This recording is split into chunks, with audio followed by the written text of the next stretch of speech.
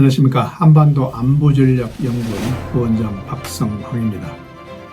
최근 한일 관계가 우호 협력 관계로 지금 진행이 되고 있습니다.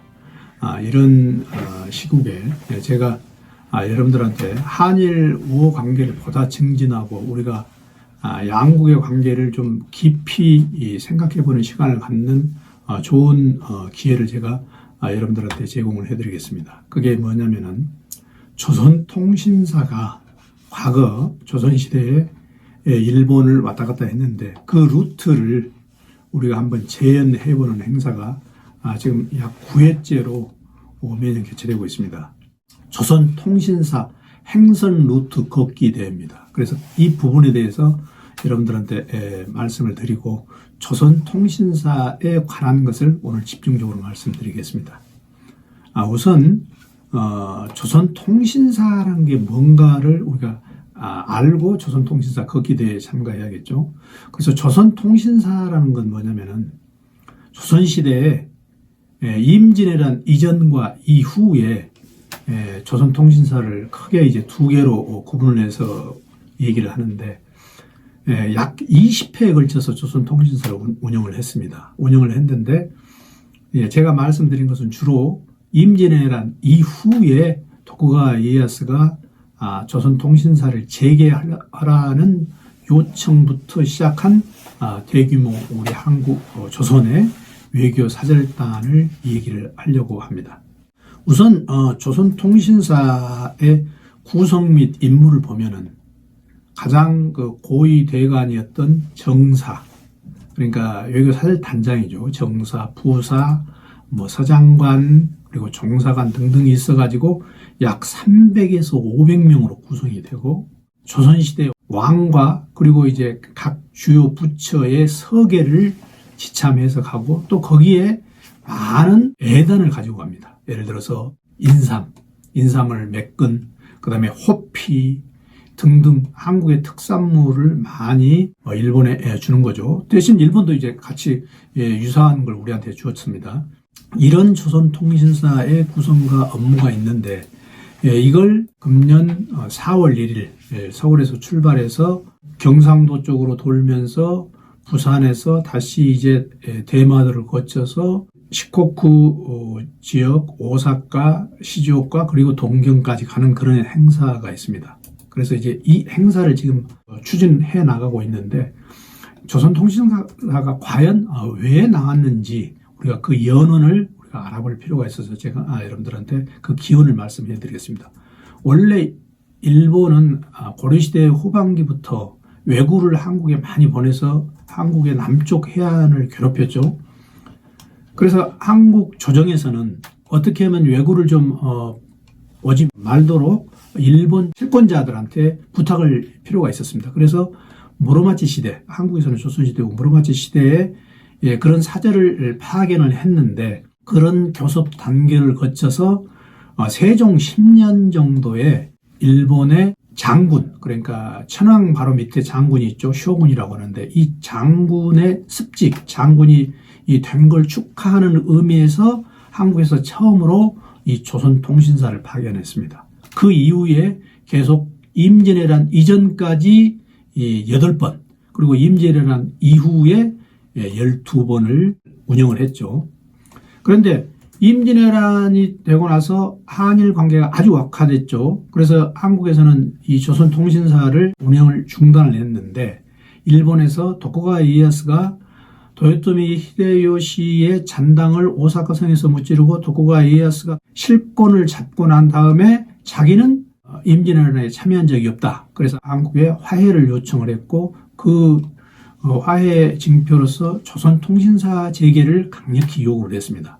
그때 한국에서는 사명대사가 일본에 가서 도쿠가와 이에야스를 만나고 전쟁 책임자, 그러니까 조선시대 선왕의 묘를 파헤친 사람을 한국으로 보내라.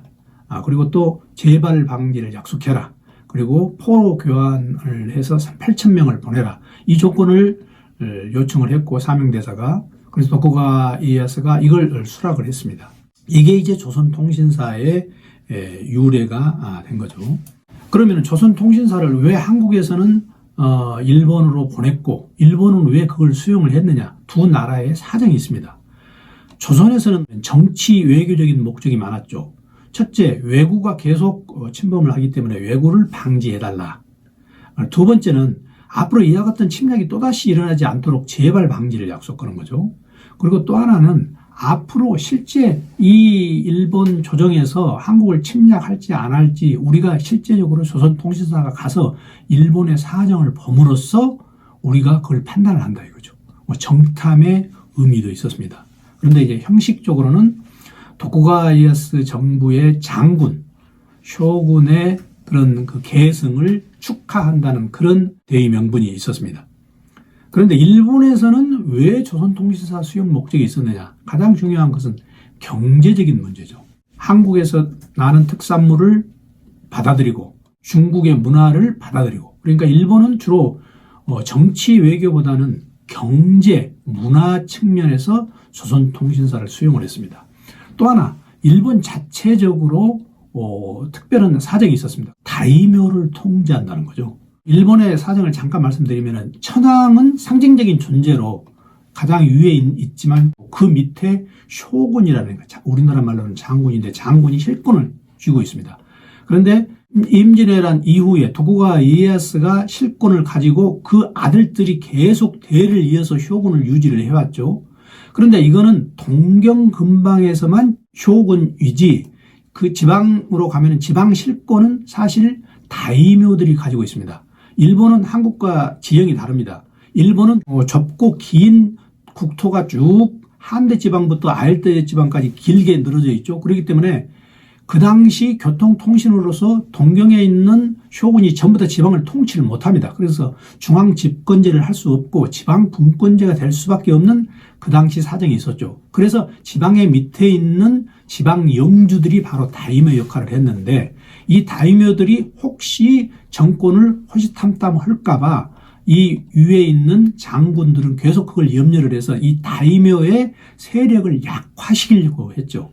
그런데 이 조선통신사가 전시마부터 시작해서 식국구, 오사카 이쪽으로 쭉 가면서 그 지방에 있는 다이묘들이 조선통신사를 접대를 하게 했습니다. 그래서 엄청나게 많은 재원을 필요로 하는 그 접대에 다이묘들의 재정을 많이 소비를 해서 다이묘들의 세력을 약화시키는 이런 의미도 있었다는 거죠.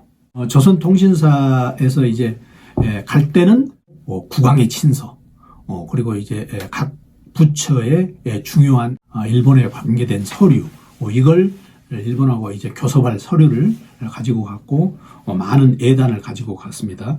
일본은 그러면 우리한테 이런 외교 사절단을 보내지 않았느냐? 일본도 당연히 보냈습니다. 그 당시 동북아 사정은 어땠냐면은 한국과 일본은 대등한 관계였습니다. 중국은 한국과 사대 관계였지만 한국과 일본은 대등한 관계에서 서로 교린 역할을 했기 때문에 양국의 외교 사절단이 대등한 입장이었습니다. 그렇기 때문에 한국이 조선통신사를 보내면 일본도 똑같이 일본 국왕사라는 명목으로 한국에 보냈는데 이 국왕사가 임진왜란 이전까지 있었는데 임진왜란 이전에 한국은 조선통신사를 8번 보냈고 일본은 71회를 보냈습니다.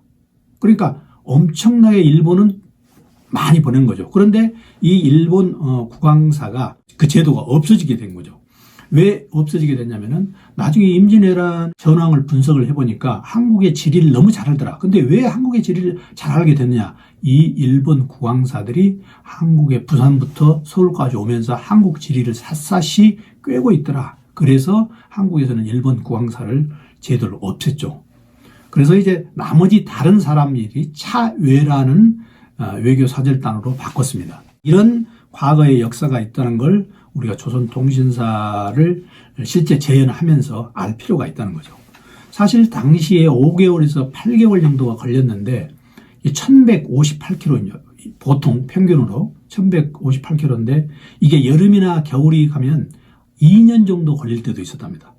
그런데 이 조선통신사를 운행하면서 중요한 것은 일본의 지식인들이 이 조선통신사들이 머무는 도중에 숙소에 와서 늘 한국 문인들의 시, 그 다음에 글, 이걸 받아가려고 거기서 문전성시를 이뤘다는 겁니다. 그러니까 그만큼 한국의 문화, 한국의 지적 수준을 높이 평가했다는 거죠. 그래서 이런 내용의 조선통신사가 있다는 걸 알고 혹시 시간이 있으신 분은 금년 4월 1일부터 5월 23일까지 53일간에 걸쳐서 조선통신사를 운영을 하니까 이 코스가 있습니다.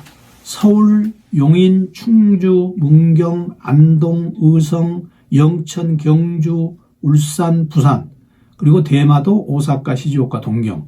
그래서 전체적으로 모든 걸 참가하는 사람이 있고 한국 구간, 일본 구간을 참가하는 사람이 있고 또 도중에 나는 서울부터 용인 코스만 참가한다. 걷기 운동으로.